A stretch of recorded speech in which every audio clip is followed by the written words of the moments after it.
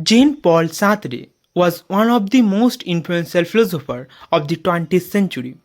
He was born in France in 1905 and became famous not only as a philosopher but also a novelist, playwright, and political thinker. His ideas shaped modern existentialism, a philosophy that focuses on human existence, freedom, and personal responsibility. To understand Sartre, we must first understand the world in which he lived and the questions that motivate his thinking. Sartre lived through major historical events, including two world wars. This experience deeply influenced his philosophy. He saw a world filled with uncertainty, conflict, and suffering. Instead of looking for ready-made answer in religion or tradition, Sartre asks a difficult question.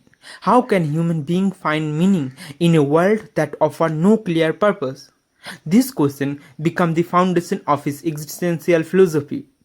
According to Sartre, human beings are not born with a fixed nature or predetermined purpose. Unlike a tool that is designed for a specific function, people first exist and only later define themselves through their choice and action. This idea became one of Sartre's most famous principles. Existence precedes essence. Understanding this principle helps us enter the heart of his philosophy.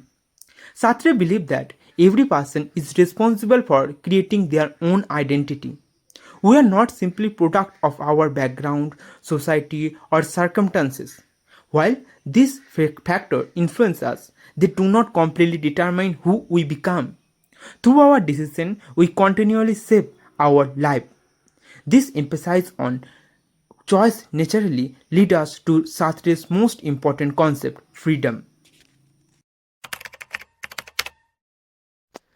For Sartre, freedom is not just a political right or the ability to do whatever we want. Freedom is the basic condition of human existence. He argued that every person must choose how to respond to life situation. Even when options seem limited, we still make choices. Because of this, Sartre famously declared that human beings are condemned to be free. At first, this idea may sound strange. Why would freedom be kind of condemnation? Sartre's answer is that freedom comes from responsibility. Since there is no fixed human nature and no universal guide telling us what to do, we must decide for ourselves. Every choice becomes our own responsibility, and we cannot simply blame fate, society, or circumstances for our action. Imagine a student deciding on a career path. There may be pressure from family, friends, or society. However, Sartre would argue that the final decision still belongs to the individual. The student chooses whether to follow those expectations or reject them. In this sense, freedom exists even when external pressure are strong. The responsibility for choosing remains with the person. Sartre also believed that freedom can create anxiety. When we realize that our lives are shaped by our own choices, we may feel uncertain or even afraid. There is no absolute guarantee that our decisions are correct. Yet Sartre did not see this anxiety as a weakness. Instead, he viewed it as evidence that we recognize our freedom and responsibility. This freedom is not limited to major life decisions. According to Sartre, it appears in everyday action as well. Each moment presents possibilities and we constantly choosing among them. Whatever we speak, remain silent, act or hesitate, we are making choices. However, many people try to escape this responsibility. This attempt to avoid freedom leads directly to Sartre's concept of bad faith. Bad faith or mauvaise foi in France is one of Sartre's most famous ideas. It refers to the habit of deceiving ourselves about our freedom. Instead of accepting responsibility for our choices, we pretend that we have no choice at all. In other words, bad faith occurs when people deny the freedom that is central to their existence. Sartre illustrated this idea with everyday example.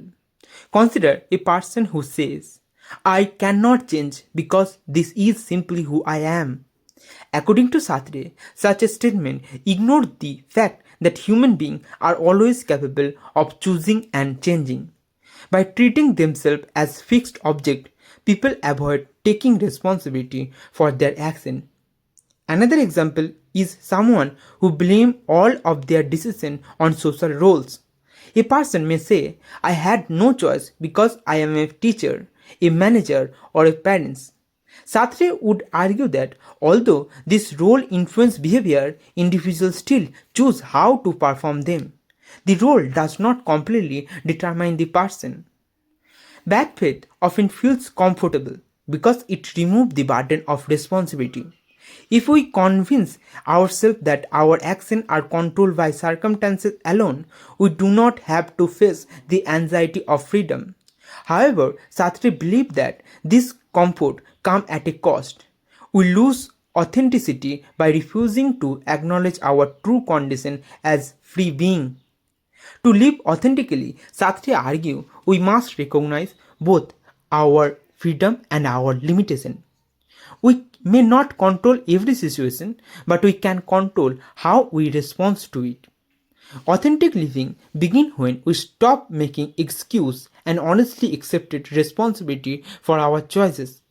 This idea of authenticity forms an important bridge to Sartre's understanding of humanism. Sartre's philosophy is often misunderstood as pessimistic because it emphasizes anxiety, responsibility, and the absence of predetermined meaning. However, Sartre believed that existentialism is actually a form of humanism. He explained this view in his famous lecture, Existentialism is a Humanism. There, he argued that existentialism places great value on human beings and their capacity to choose. According to Sartre, human beings are not powerless creatures waiting for meaning to be given to them. Instead, they actively create meaning through their action. Every decision contributes to the kind of person we become. This belief reflects a deep confidence in human potential and responsibility.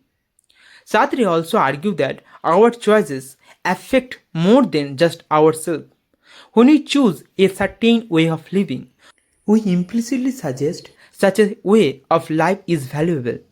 In this sense, every decision carries a broader significance. We are responsible not only for ourselves but also for the example our actions set for others.